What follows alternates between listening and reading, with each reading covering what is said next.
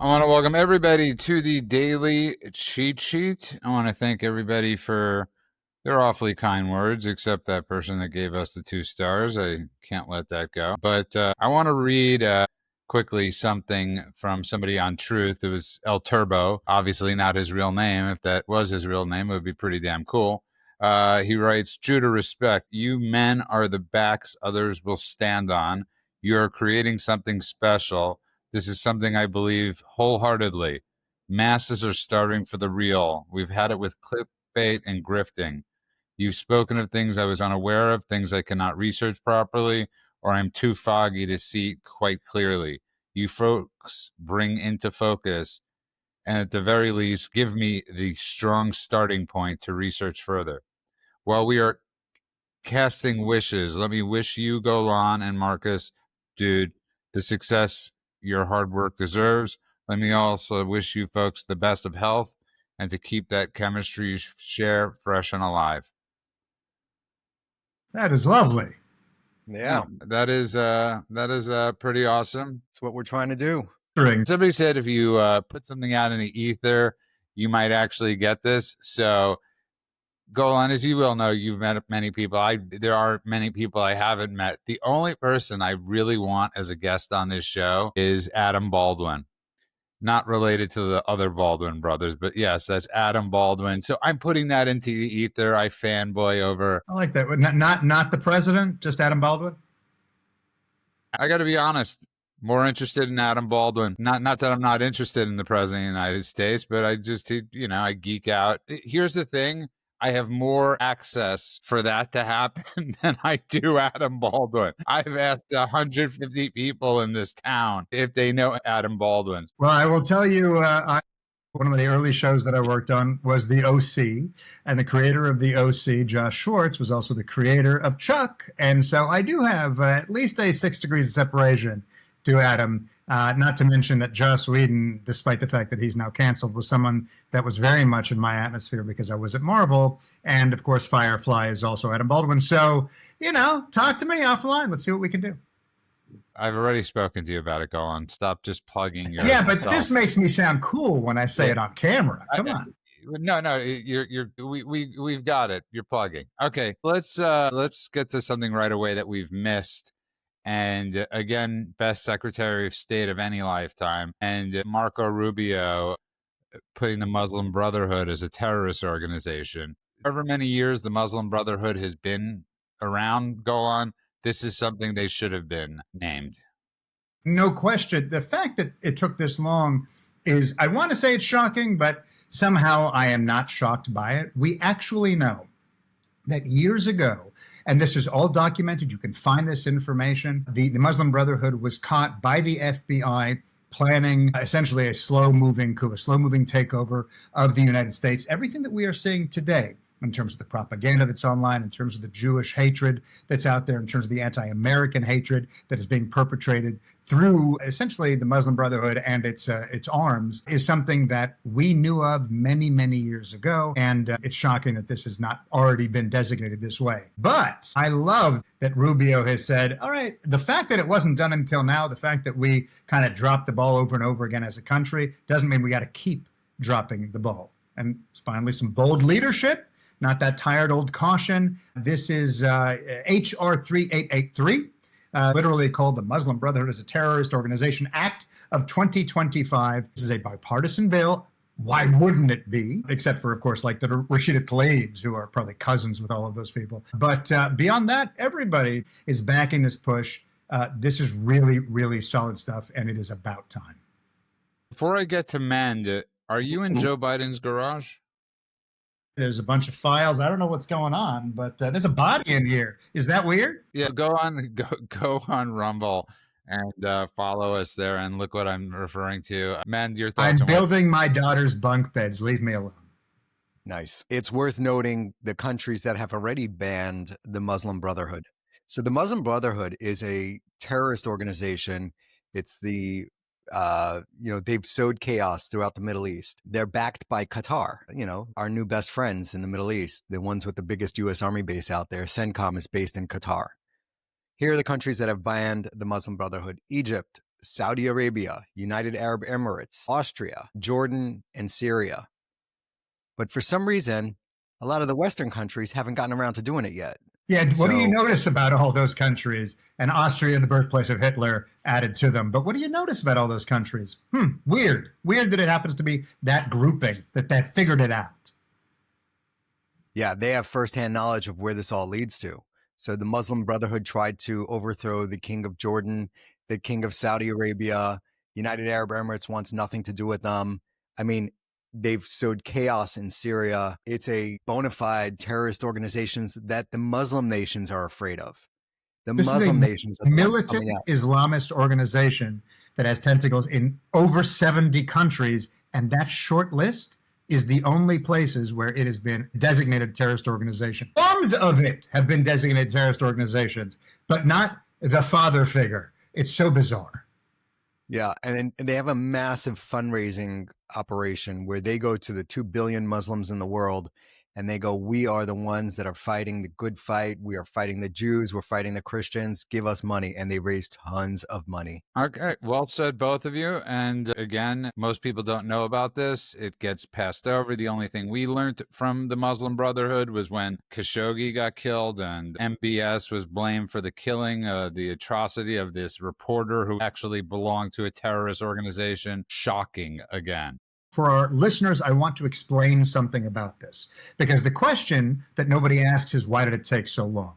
Or at least nobody has the answers to it. And there's a couple of things to remember. First of all, this has been around for decades and decades and decades. So between the 50s and the 80s, it was the US said, we're going to tolerate the Muslim Brotherhood because they were anti-communist. So at that point, the Soviets were our big enemy. And then we said, hey, any enemy of our enemy is our friend, sort of thing. And then in 2011, when it really should have happened, that we had moved past all of the other rhetoric, and it was clear that these people were Islamic militants. Obama, during the Arab Spring, basically said, we're going to treat them, this is his quote, as moderate Islamists. And he felt they could be partners in democratic transitions. This is important, because Obama basically bought into the PR that they were spurting out and ignored the ideology and all the actions that they had been doing for years. And other countries like Egypt and Jordan, all the countries that Ben mentioned a moment ago, they said enough is enough. And America kept saying, we don't want to ruffle any feathers. They were trying to find all these reasons not to do it. And ultimately that bureaucratic inertia lasted until Marco Rubio. Okay, perfect. Let's move on. Crime is contagious, but so is fighting crime. So now you have the governor, the Democrat governor of New Mexico, who declared a state of emergency in a crime-ridden town of Rio Arriba County in New Mexico, which is a lot of natives. But in April, she also called up the National Guard. I mean, so she declared a state of emergency. And yes, it's her policies and Democrat-run policies that have put New Mexico men into this position for a long time. But you got to do what you got to do, and it's what President Trump is doing is, I think, freeing for a lot of these people. Let's talk about New Mexico for a second. Do you know anyone from New Mexico? I've been there. All right, I know a couple of people, but New Mexico is famous for being the home of Breaking Bad, great hit TV show.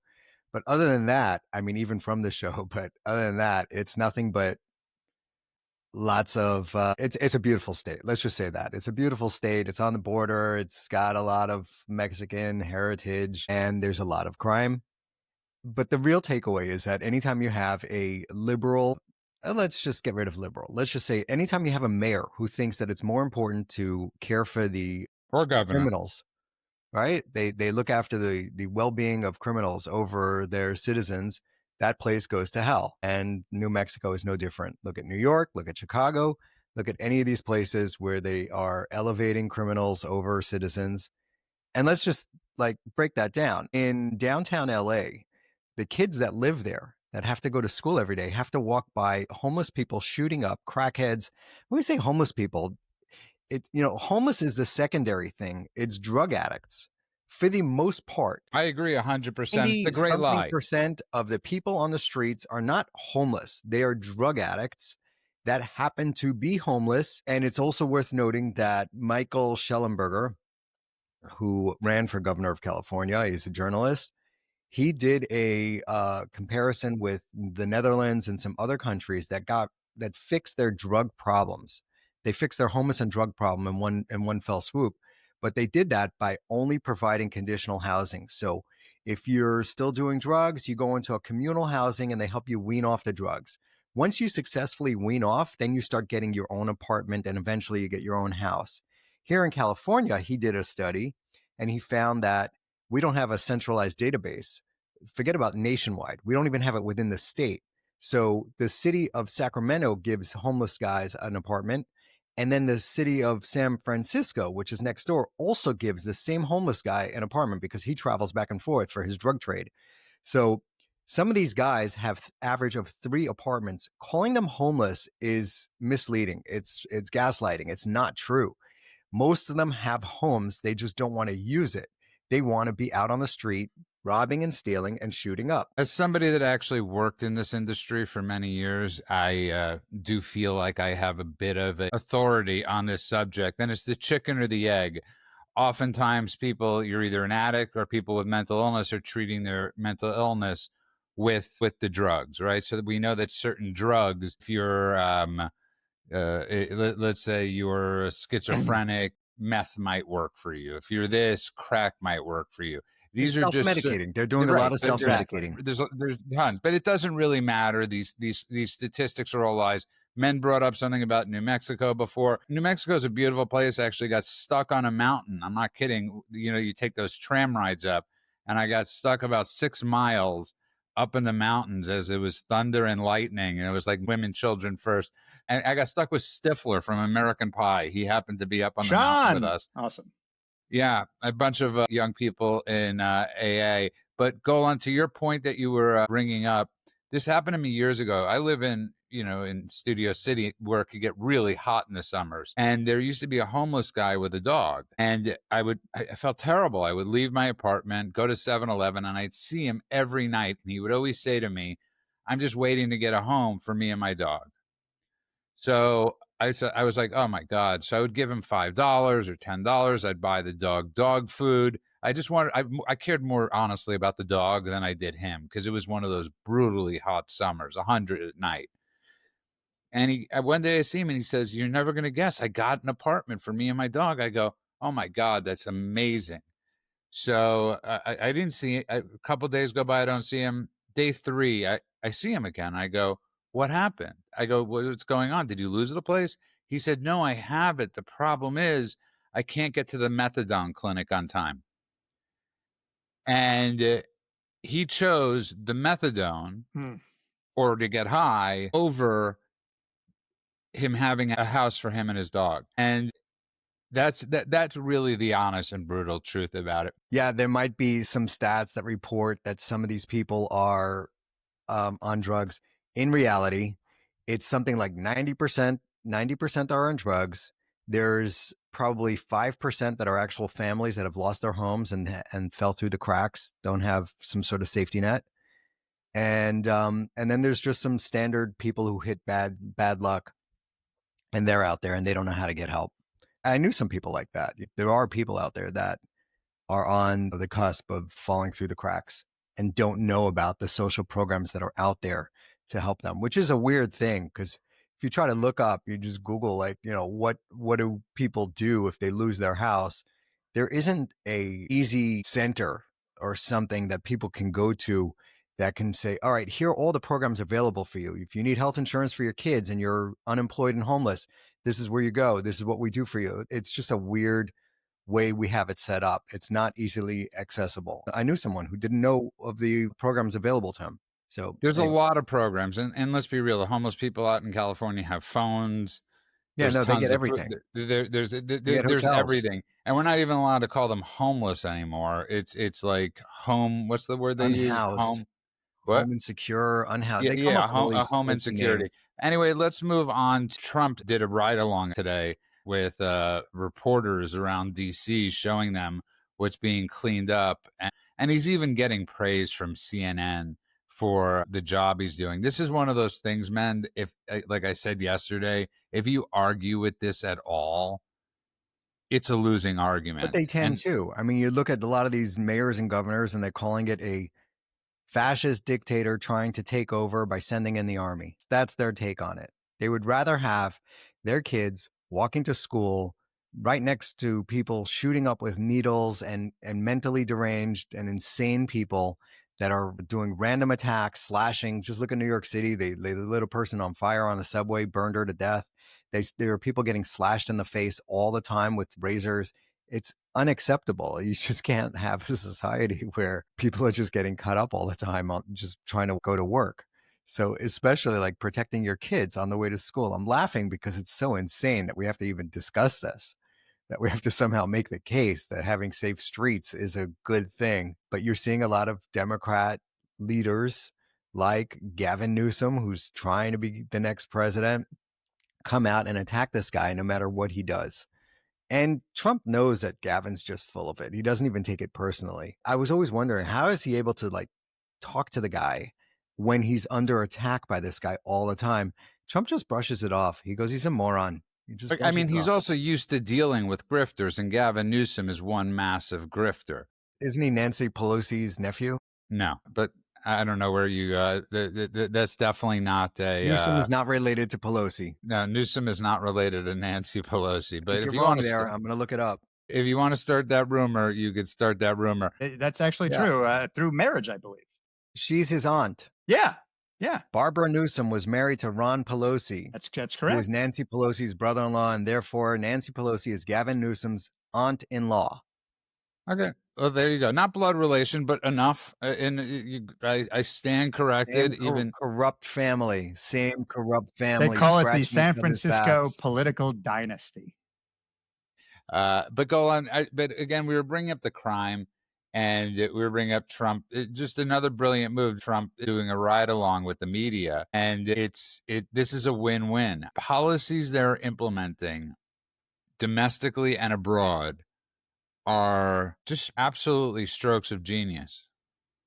Yeah, I mean, absolutely. Like, everything that he's been doing lately has been beyond the fact that it's been very smart politically. It's also been very media savvy, and I think that having someone who understands both sides of this is actually really good for the United States in general, but certainly for a president who has had so much pushback and has so much negative press. Someone who basically says, you know what, come on, why don't you do an ICE ride along in the Bronx? You know, the idea of being able to see what the targeted deportations look like, watching us bust a criminal with sexual assault history and all of that. That's not just sensationalism. It's showing the people who need to see it what reality looks like. And it's basically saying, hey, I know that you guys are going to vilify these people. You're going to try and dox these people. Look at what they're taking off the street as an example. And yeah, the left have been screaming propaganda, but if the media's job is to hold power to account, shouldn't they also document when power is actually doing its job? I think this is brilliant. You know, I want to move on to something, though, that I saw today. Obviously, Trump and Putin, man, they're having this sit down, which we all believe is important. I said the biggest mistake the Biden regime did was pulling our diplomats out of Russia, because if you can't have a conversation, well, what's the point? And it was a horrific move, I thought, immediately. One of the many bad moves that Biden did. But as this is going on, Zelensky is cozying up with European leaders. And it really, it's to the point where it's like, even if you want to root or you want to champion this war ending, you got to look at Zelensky and say, what the hell is wrong with this guy? Zelensky's been miscalculating things, especially with the Trump administration since the beginning. It seems like he figured out how to get back into Trump's good graces. Him going to the Europeans, who cares? It's the Europeans that are going to give him the weapons. America is done giving him weapons, so we're not giving him free weapons anymore. We're selling the weapons to the Europeans. The Europeans are going to give it to him. It's really important for Europe to help Ukraine fend off the Russians. It's in their best interest, not necessarily in our best interest. It helps us for sure. It weakens Russia a little bit. It teaches Russia that you can't go do this, so they don't go do it to other nations, and hopefully they don't attack any NATO nations. And that's a good deterrence. Deterrence is a huge factor in when it comes to peace. There was a great line, I can't remember it right now, but it's something to the fact of through strength, deterrence is how you get peace. Him going to talk to the Europeans, fine, who cares? As long as he doesn't sabotage this deal. Well, that's my point, man, and Golan. That's my point. I think this is sabotage. But it's also a trap. It's a trap for him, because if Trump comes there and says, look, I had to sit down with Putin. Putin's willing to freeze the battle along the lines that it's at now. No more dying. You have not been gaining your territory back. It just hasn't been working. We've been funding this thing for years. It's going nowhere. It's actually going in the wrong direction. The Russians are starting to make gains. Do you want to freeze it right here and not acknowledge that those lost lands are parts of Russia? We just call it disputed territories and leave the conflict as it is. Is that ideal? I don't think it is. I think that's going to leave something that's going to flare up later on. But if you're trying to just end the fighting right now and then you incentivize Russia, maybe through sanctions, maybe through economic stimulus or whatever, that it pays for them to. And the other thing is that Putin's old. He's going to die soon. The next leader gets up there and someone will most likely try to make a deal with him to go back to the original Ukrainian lines. They're never getting Crimea back. It's not happening. The Russians have integrated that. There's also another aspect to this, which is a lot of the lands that the Russians have conquered are Russian-speaking lands, meaning these people that live there, a lot of them, identify as Russian.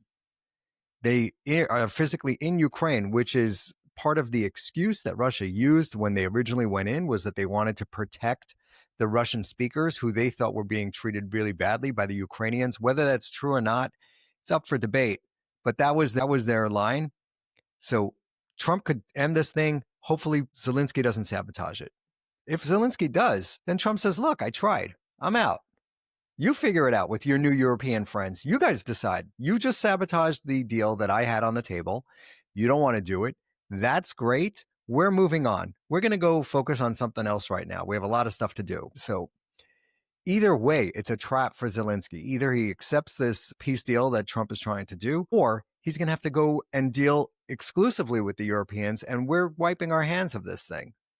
We'll sell them weapons. I think calling it a trap is not quite the right framing of it, because that makes it seem like Trump is trying to do something either negative or nefarious or something like that. I don't think this is a bizarre thing at all. I think it's brilliant. If you are negotiating against someone who has power and the partner, quote unquote partner that you have in your corner is the small guy that's going to complain about everything, it's best not to have them in the room when you're negotiating. Let them respond after the fact instead of just complaining in the moment and screwing up the dynamic in a negotiation. Trump is an ultimate negotiator. That's really what we know about him.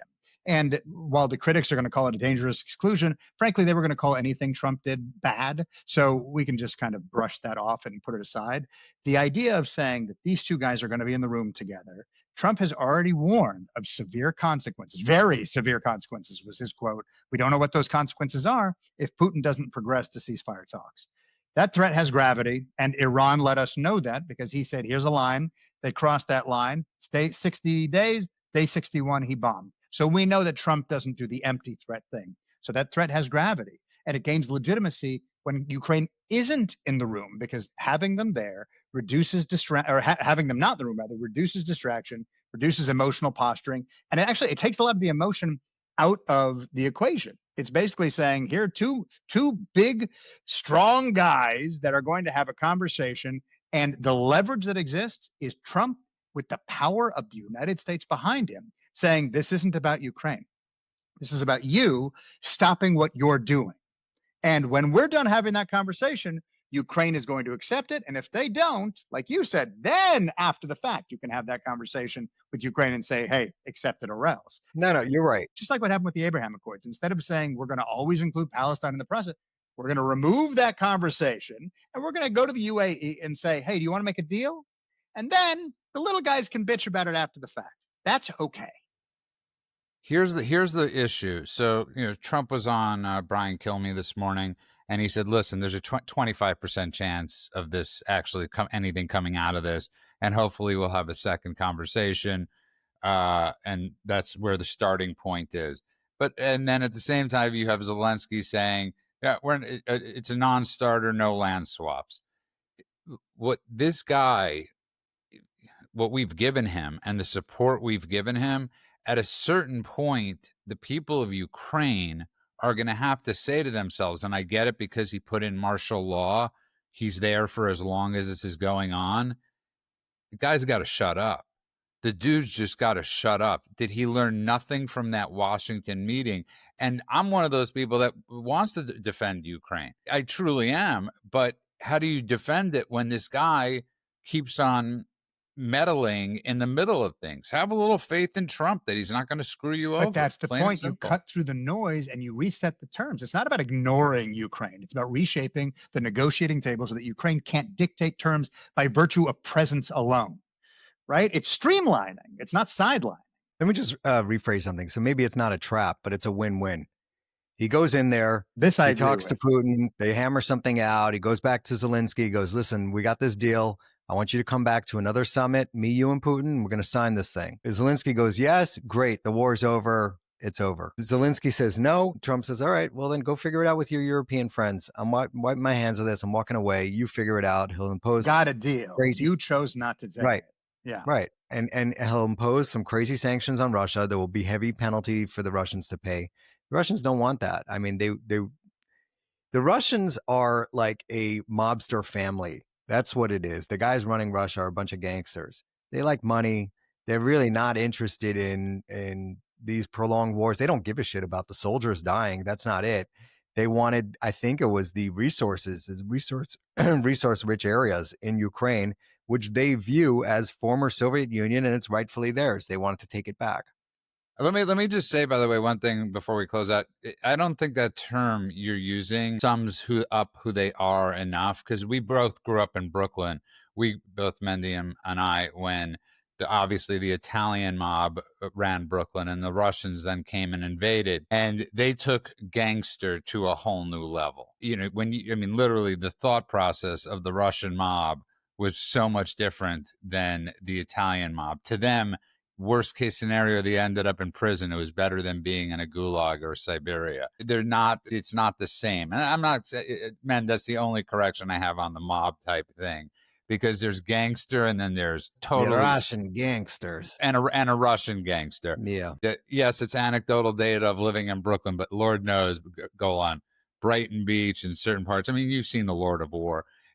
I need to see the Lord of War. My father had an office in Russia, and he had to deal with every criminal element you could possibly imagine, because that's who you deal with when you have business in Russia. My dad was there for years. Some of the stories would make your toes curl no matter what you saw in Brooklyn. So I don't need to watch Lord of War. I watched my dad real life.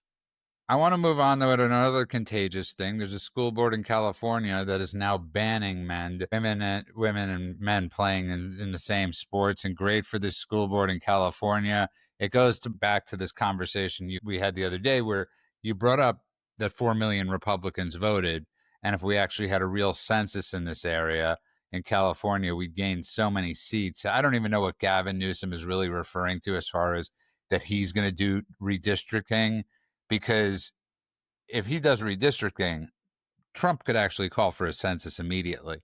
So that would probably be the counter to that, because, man, having 9 representatives in this state just doesn't match that 40% number you brought up.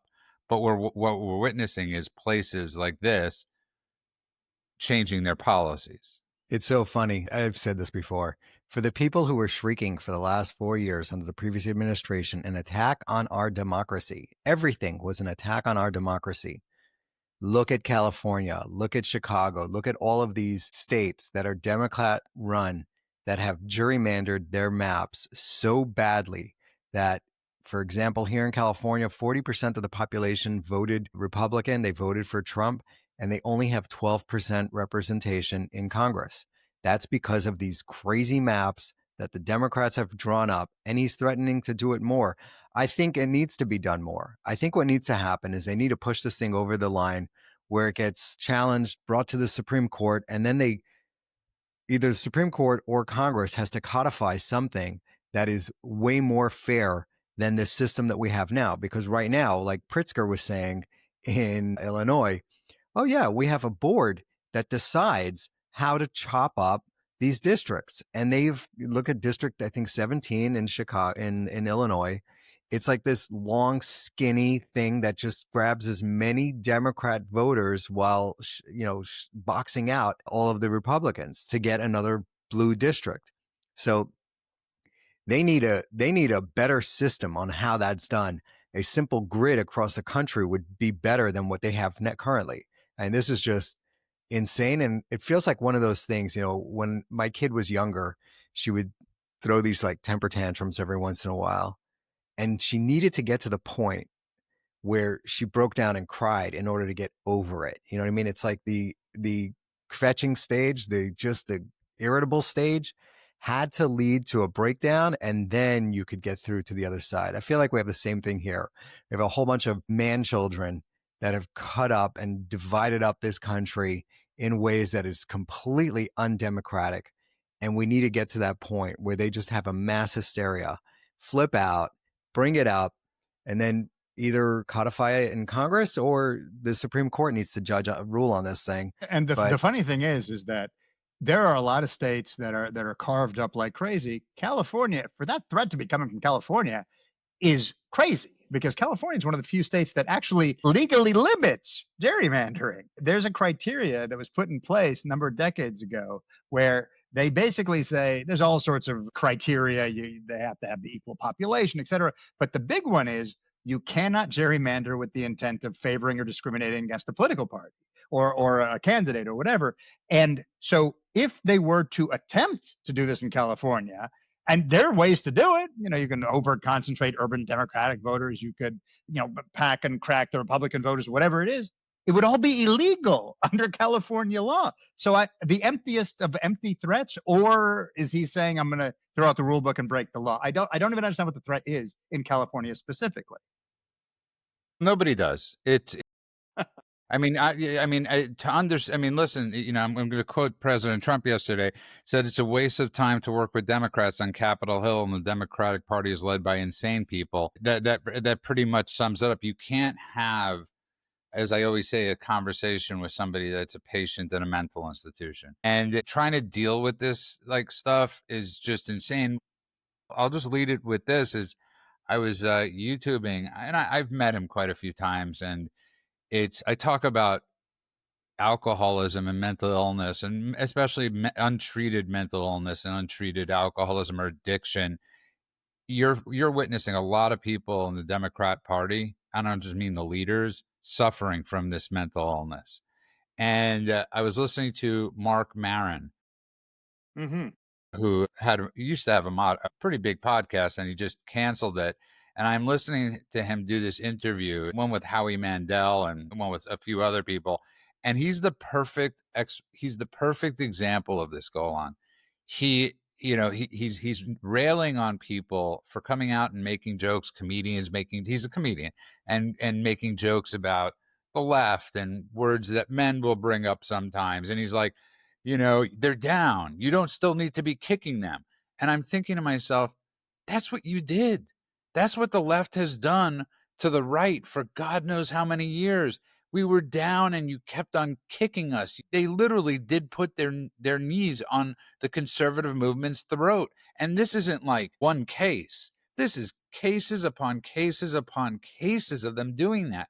So yeah, if we're a little giddy right now, go screw yourself, Mark Maron. I get it. You interviewed Obama in your little garage for your podcast, but he just doesn't get it. But he is a microcosm, as you said. He's an example of this, but this runs rampant throughout the entire fragile little lib squad. I think that we consistently see that, as I mentioned, the new episode of my other podcast, Jew Can't Handle the Truth, is. Well, you love those plugs. Oh man, did I mention that? Oh, my bad. But what was the name of that podcast? It was Jew Can't Handle the Truth. But the new episode is every Islamist accusation is a confession, right? And this is the same thing here. Everything they complain about, oh, you're gerrymandering, so we're going to run away to the most gerrymandered state in the country. Why would you kick us when they're down? Which is the dogpiling that they would do on conservatives, mocking them behind their back, saying, don't let them eat in a restaurant, all of this stuff.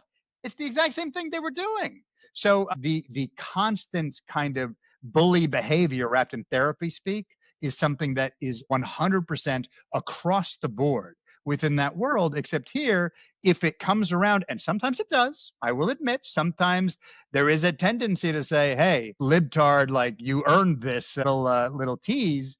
They immediately angry conservative while they're quietly sharpening their knives. This is not a new thing. It serves a purpose, actually. When people get it that wrong, not to call them out is a disservice to the public. So it's not gloating. It's not kicking them when they're down. It's those policies, these things that these people tried to push and foisted. I love that word. Foisted upon the American public for the You could say last it one more 4 time. years.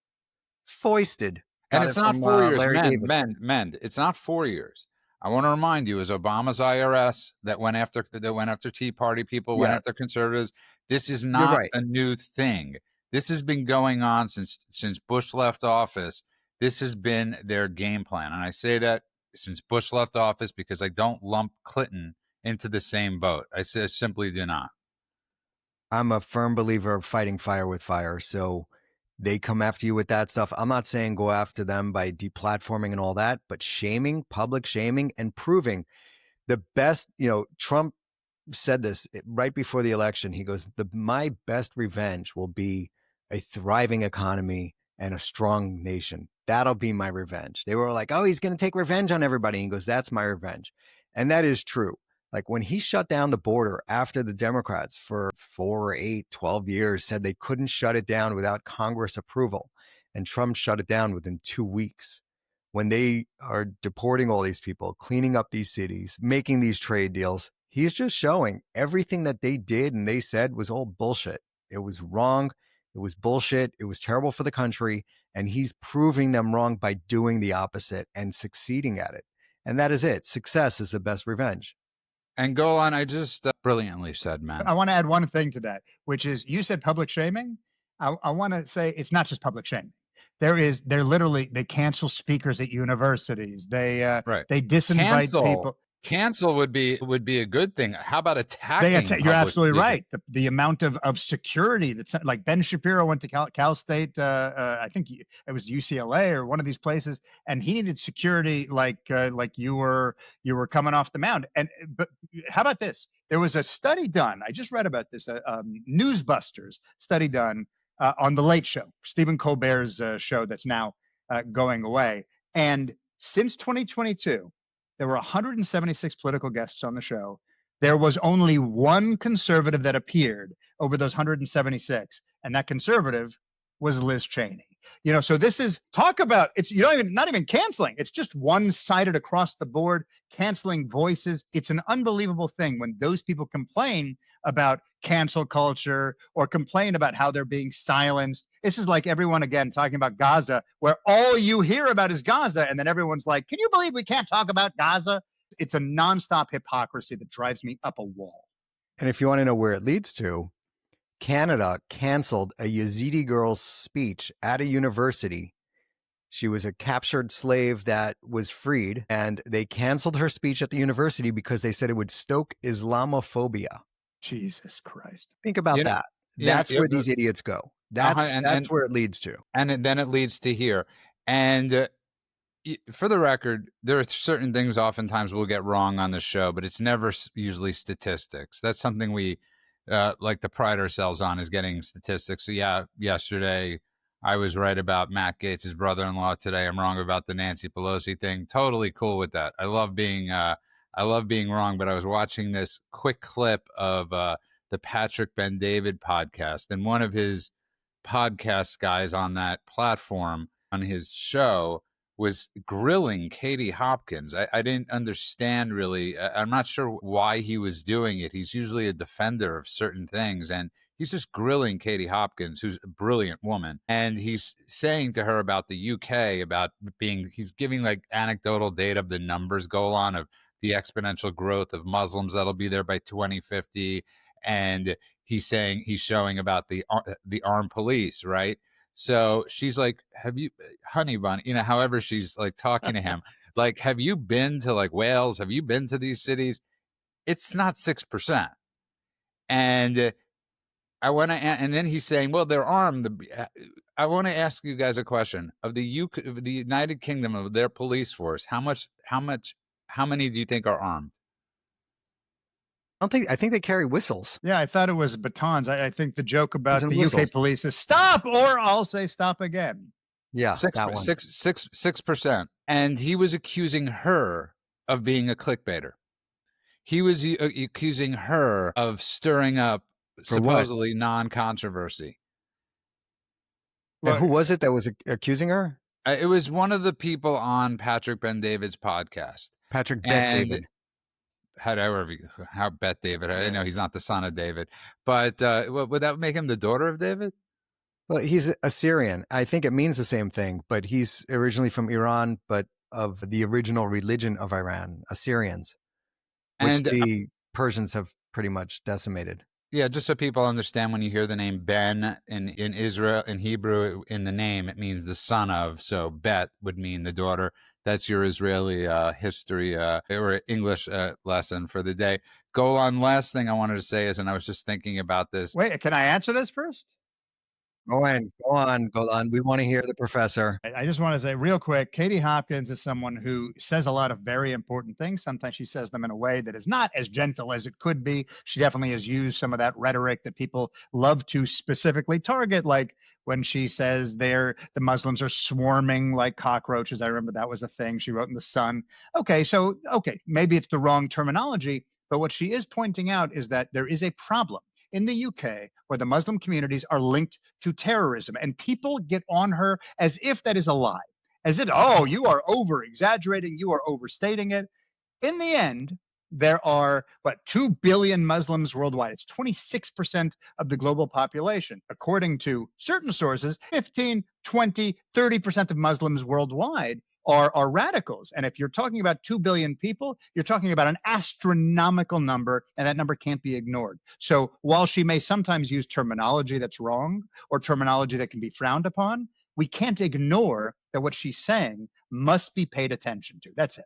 So remember when James Carville actually had to retract his statement about the way President Trump and his wife Melania met because it's a false story that's been written by somebody that's a notorious liar, writer Michael Wolff, and Carville retracted men. But Hunter Biden was on a podcast or a news show or whatever the heck it was, and he made the same statement. Melania gave him the choice, retract or get sued for $1 billion. Today, he comes out and says, I'm not retracting. And this is what drives me nuts. Melania Trump never goes after anybody. She's a great mother. She's a great first lady. She does a lot behind the scenes to help people. And where are people defending her? It's funny that she's suing him because one is he made a ton of money off of being the first son, using his father's name, getting elected to the Burisma board and all these other places where he had no rightful reason to be on those things besides for them trying to bribe his dad indirectly. But the other thing is all that money is in shell corporations. So she's going to have a hard time getting it, which is probably why he doesn't care. So that's why he's just doubling down on it, because he knows no matter what, his little fortune is protected. They've